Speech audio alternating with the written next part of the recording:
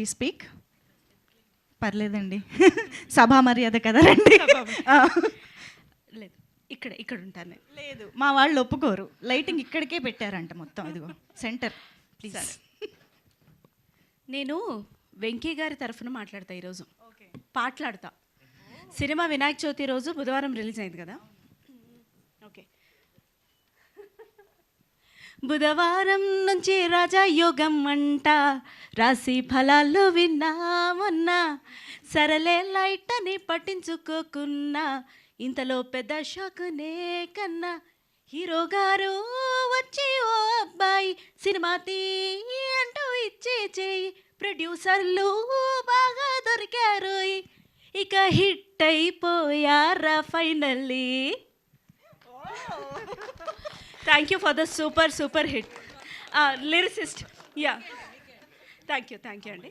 అమ్మయ్య, నెక్స్ట్ సినిమాకి double birth confirm అయింది.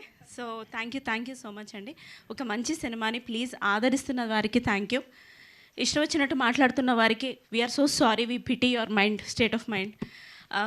ప్లీజ్ ఇందులోని ఎఫర్ట్, ఇందులోని సిన్సియారిటీ, ఒక కొత్త కథ రావాలి అని అందరూ మాట్లాడతారు. నిజంగానే కొత్త టించ్ తోటి ఏదైనా సినిమా వస్తే అందులో మళ్ళీ భూతద్దాలు వేసి తప్పులు వెతుక్కుంటారు.